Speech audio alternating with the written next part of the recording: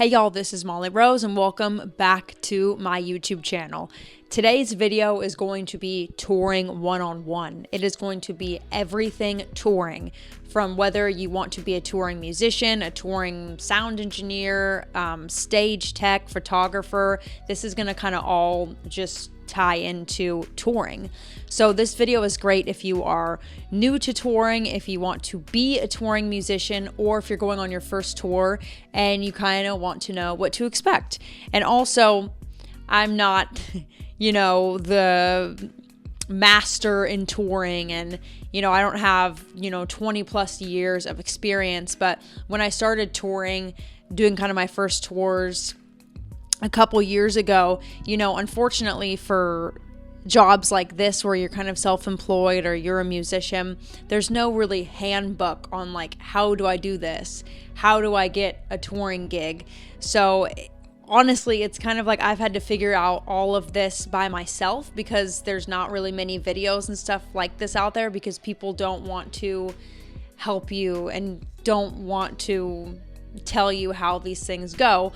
But honestly, if there was a video like this when I first was starting to ask to get tours, I would have made less mistakes than I made. So keep watching this video. We're going to kind of go over in sections. Number one, how to get a touring gig. Number two, when you get asked to go on a tour, what kinds of questions should you ask?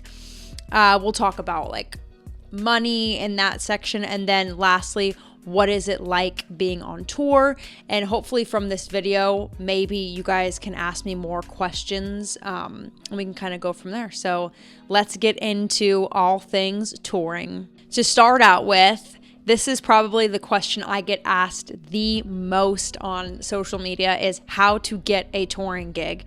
And unfortunately, I really just kind of have one answer, and it kind of sucks, but it's really who you know. It is relationships. It is the same thing with how you get just gigs wherever you live, is just knowing people, relationships. Like being a musician or, a sound guy or whatever, photographer, there's not like, an app or like a LinkedIn where you can go and really find a gig. Honestly, it's just grinding, meeting people, having relationships with people, being a good person, being somebody that they would want to call.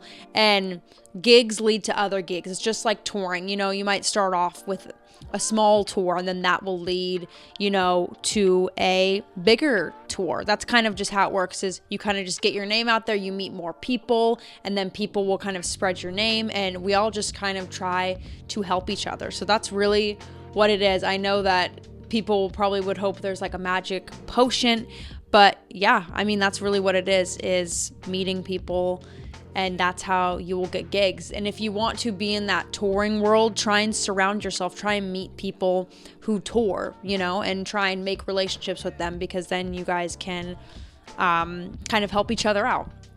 Also, number two, I know this is a big thing in Nashville, is Facebook groups. There's a lot of like musician Facebook groups that you can be a part of. And like when I lived in LA, I was in a bunch of musician Facebook groups, but that's pretty much how you get a touring gig. Now we are at the important section of the video. So you finally get asked, can you go on tour? And I'm going to tell you the types of questions that you should ask. And I wish that I had known all of these things before I went on some of my first tours. So obviously, number one is dates. What are the dates? Because when you get asked to go on a tour, they are going to want you for the full duration. So I've been in, unfortunately, situations where I've had to say no to tours because I had a wedding during that month, or I had a trip that had already been planned for months in advance that I couldn't get refunds on. And I've had to say no to tours because of that, because you have to be at every single gig. It's not like, oh, I can do this 6-month tour, but I have to be gone for a week to go to Mexico. No, they're going to say no. So that's the first thing, is you need to ask, what are the dates of this tour? Also, I would ask next, where is this tour going out of? Because I have been in situations where I've been asked to go on a tour with an artist that's in LA, but they didn't realize I didn't live in LA anymore, that I live in Nashville now. So then they were like, oh, it's out of LA. Like, that's not going to work for money and time wise. So where is it out of? Is it out of LA? Is it out of Nashville? Is it out of Texas? Or is it out of some other weird state? But those are probably going to be where the tours will be out of. Next question. Are you an opener or are you a headliner? You need to know, is this going to be, we have a half-hour set, we have an hour-and-a-half set, we have a 2-hour set. That will also play into how much money you'll be making if you're the opener, if you're the headliner, how much pressure is going to be on you. Do I have to bring my own gear? Depending on the size of the tour, I mean, yes, you probably will have to bring all of your own gear, but are they going to pay for your drumsticks? Are they going to pay for your drum heads? If it's like a 6 to 8 month tour, I would expect them to buy my drum heads for me. I would expect for them to pay for at least half of my drumsticks. Those are things that you need to talk about. Is, you know, guitar strings. Are they providing guitar strings? Do they have a guitar string endorsement? Do they have an in-ear endorsement if you don't have a pair of in-ears? Those are things you can maybe bring up a little bit later, but things you need to ask. Will there be a drum tech? Will there be a guitar tech? Because that could kind of lead into how much money you're going to be making. Do I need to run/create tracks? Especially if you're a drummer, this is a extremely important question. I mean, everybody uses tracks nowadays. Like, you just kind of have to know how to use tracks. You need to see, are they the ones that have the tracks rigged? Do you need to have the tracks rigged? Do you have to create the tracks? Because if you have to make and create the tracks, you need to be charging them for that also. Very important question, especially if you're the drummer. And then also I add in here, do I need to sing backup? Because if y'all want me to sing backup and learn the lyrics, that could affect, you know, that's more time you need to put into preparing for this. So those are the questions that you need to ask. I know that seems like a lot, but there's a lot of steps that go into this. I mean, this is basically a job. You gotta have your ducks in order, and that's why I'm making this video. So next, we are going to talk about money, which is always the worst part. I hate talking about money with people. It's just so awkward, and you don't want to come off as greedy, because we do this because we love playing music. But unfortunately, as a musician, we don't have health insurance. We don't have retirement. You know, I don't have any dental, vision. Like, we don't have those benefits unless you are on salary with an artist. But that's if you're playing for a big artist. And if you're watching this video, you're probably not playing with an artist like Carrie Underwood yet and would have those kind of benefits yet.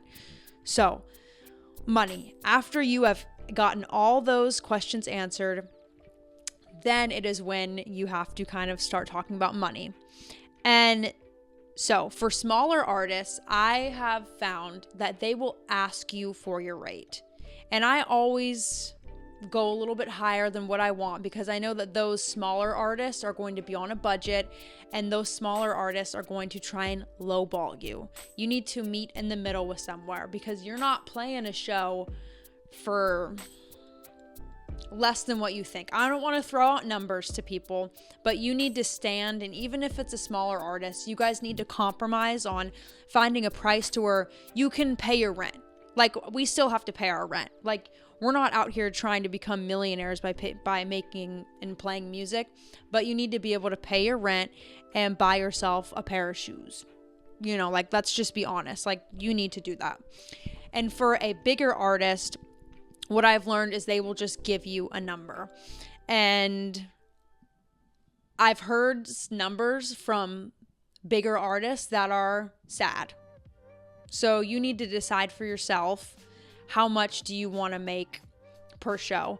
And I've gotten paid. It's so hard, because it really, you have to take into account everything that we've already talked about. Are you an opener? Are you the main headline? How long are you going to be gone for? What size venues are you going to be playing? It's all very complicated, and you'll figure it out. Okay. Again, on to money. Are you getting paid weekly or are you getting paid per show? Sometimes I know, especially I've done tours out of LA where I have gotten paid weekly, and I've done tours, I know Nashville is more, you get paid per show.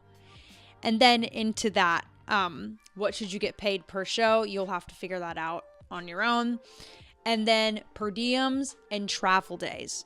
Per diems is mostly understood for your food, because that's also another thing you need to take into consideration. You have to eat while you're on tour, and they should be paying for your food almost 100% of the time. And I know per diems can work in different ways, because sometimes, you know, I've been on tours where they just tell you, we'll take care of your food. The venue will take care of your food. We're not giving out per diems, but we will feed you. And I've also been on tours where you get, you know, anywhere between 20 and 40 bucks a day for your per diem. That's for your meals for the day. Okay, so you're going to have to figure out, are we getting per diems every single day? Are we only getting per diems on travel days? And this is where it all can get really confusing. Let's come back to that. Go on to travel days. So travel days are the days between the shows. Those are days when you are flying or you're driving to different states. I've been on tours where I have been paid travel days, and I've been on tours where I have not been paid travel days. And it's been for big and small artists. I've been paid travel days and I haven't been paid travel days. Usually travel days are going to be a half rate. So let's say if you're getting paid $300 per show, you're going to be getting paid half that for travel days. Sometimes travel days, this is where it gets confusing. And when you read a contract, you might have to ask them to specify what is their version of a travel day. Because I've done tours where travel days are not the days coming home. So the day that you're driving home is not considered a travel day, but the days that it takes getting there are considered a travel day. Or it could be both. So you need to ask, what is a travel day before you sign things? And also, are you getting per diems on travel days?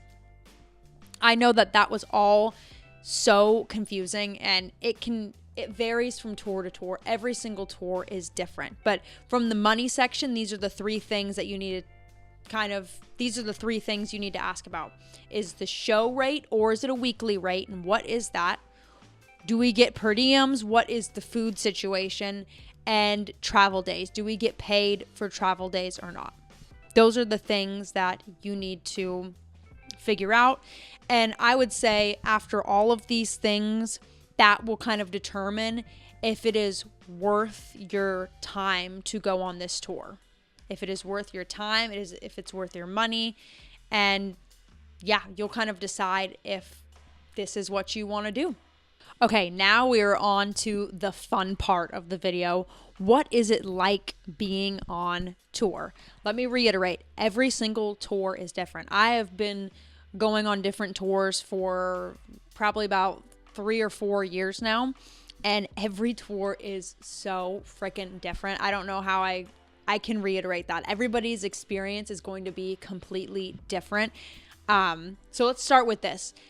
The difference, I would say the biggest difference is going to be, the size rooms that you're playing. Are you, going on a tour where it's, just a couple, you're just playing for maybe 100, 200 a night, to then moving into maybe like 500, and then you're going up into the thousands, and then you're going up into the arenas, and all of that is so different in the way that you get treated, and all those kinds of things. So let's start with this. There is, the bus tours, the sprinter tours, the fly/driving, and I've even been on a freaking RV tour. I've done tours in a minivan before. So the transportation is kind of where it differs. Like if you're doing in, a big bus, I mean, that's the best that you can get, kind of, unless you're like Jelly Roll and they have like a private jet, but that's like on a totally different level that I know nothing about. I'm just speaking from my experience. Definitely bus tours are the absolute best. You'll get one of probably the big buses that have 12 beds. So you'll sleep on the bus. There's a bathroom on the bus, and you pretty much just go from, venue to venue. And after you're done playing the show, you'll get back on the bus and you'll just drive to the next state. And it kind of depends on who you're playing with. You might have some hotels with that bus if you have some travel days in between where you need to stay in another state. Because also the thing with buses is you have a bus driver and he can only drive for a certain amount of hours per night. So sometimes they might have to stop. You might get a hotel. They might switch out bus drivers. That's where it all gets complicated. But yes, bus is definitely the bunks. I like sleeping in a bunk. It's really comfy. You can have just all of your stuff very readily available to you. It's really nice doing a bus. The next one would be like a Sprinter, or sometimes they have Sprinters that have bunks in them. And I've done the Sprinters that have bunks in them, and the bunks are really tiny and it's hard. Yeah, you don't get good sleep in the Sprinters. You might have like a 12-passenger Sprinter, and that can be, that's rough driving, 6 to 8 hours sitting in a Sprinter. But hey, you know what? If you're playing music, it's amazing. You know what I mean? And you kind of got to work your way up, which is pretty cool. Another version is the Fly/Car. Actually, the first tour I ever went on was a Fly tour, and it was cool. I liked it. It was nice because I think for that tour we rented all of our gear, so we didn't have to really bring anything. I think I might have brought like my cymbals with me, and then at each venue they took care of getting my drums for me. We just flew in. We flew from state to state for like 2 months, and that was cool. We did the hotel thing, so you could do the Fly. And I've even done, people, if you're on a lower budget, people get creative. I've done an RV where there was, 5 of us in an RV, and we drove for 2 months in an RV. So there's all different ways that you can travel to a tour. Okay, so next is going to be what is like the day-to-day schedule, kind of week schedule.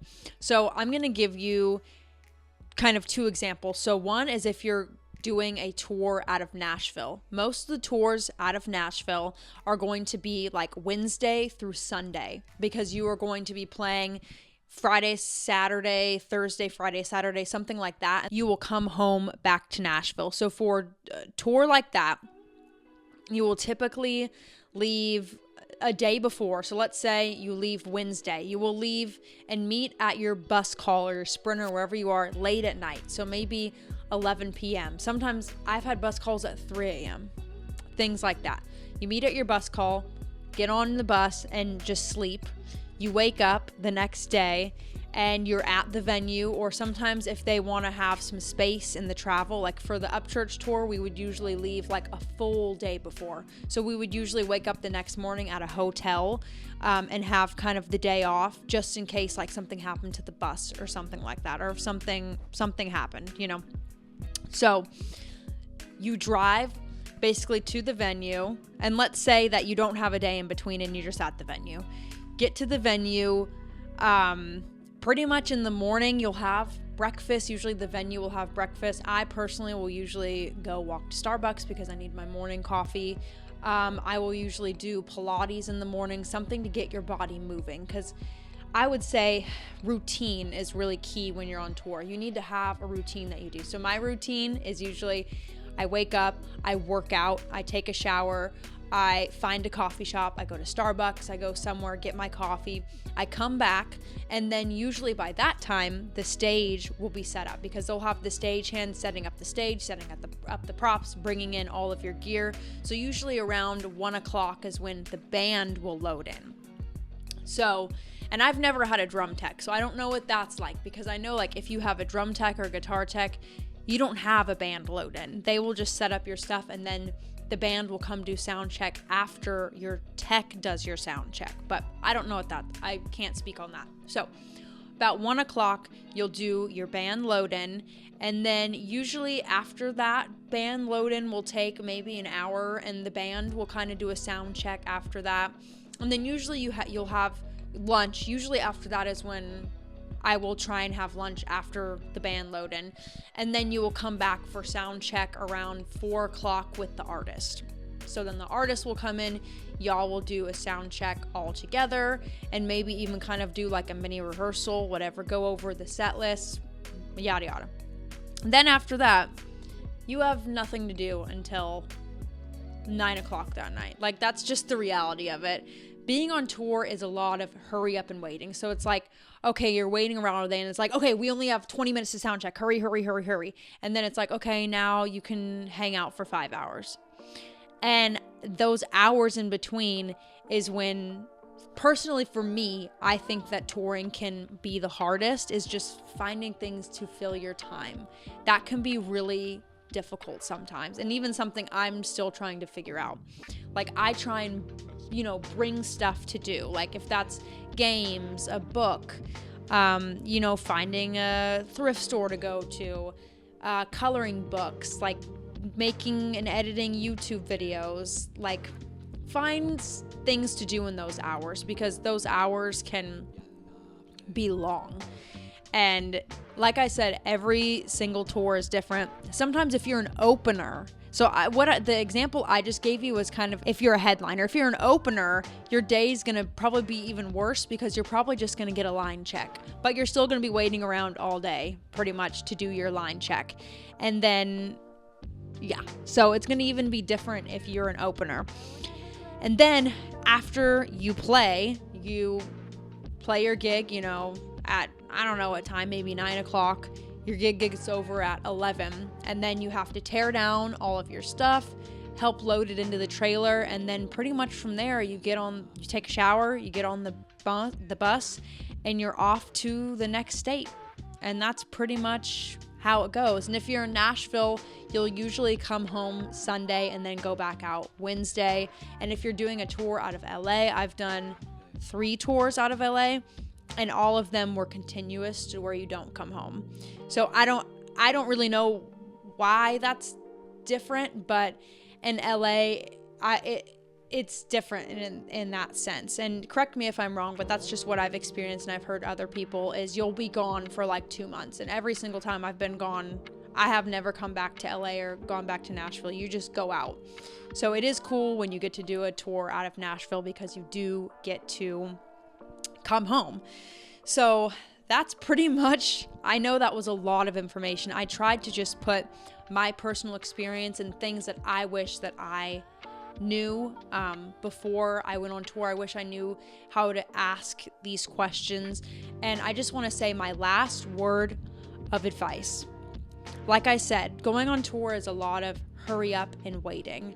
And when you're on tour, you're around all different types of people from different walks of life. You guys might not have, the same political views. You might not have the same religious views. You might be polar, complete opposites coming from different worlds. But you are coming together for a goal, and that goal is to support the artist that you're playing for, support the band that you're playing with, make a family, create a community. Whenever you go on tour, I've been on tours where I am so different from the people that I've been on tours with. Honestly, people I would probably in my real life never seek out as friends, and you become brothers and sisters. Every single tour, you create these bonds with people that you never will create with other people, because you're basically living with these people for like months on end. Just go into touring open-minded, and remember that. Just go in loving and just being open to, just open yourself up to different types of people. And with saying this, I want to say that, especially being on tour, it's not always about how talented you are. It's about, honestly, it's all about the hang. And you'll hear this a ton in Nashville. You'll hear this, is people hire their friends. People hire people that they want to be around, because guess what? The last tour I did, we only played music for 20 minutes. There's 24 hours in a day, and we were on that stage for 20 minutes. And we had to live the rest of those more than 23 hours with each other. So you need to just be a good person. Be like yourself. Be normal. Don't be bitchy. Don't be freaking weird. Like, just be a normal person. And that honestly is a deciding factor for a lot of people, is just being a good person and being a person that people want to be around. So that would be honestly, my biggest takeaway from this video is if you feel like you're not a person that people want to be around, work on yourself first. And that's what I've been doing, is honestly working on myself, go to some therapy, especially when you're touring. I'm in therapy when I'm on tour. I'm on therapy when I'm home from tour, because it is a mental thing that you have to get used to. You have to get used to being told what to do, being told to be here and be there.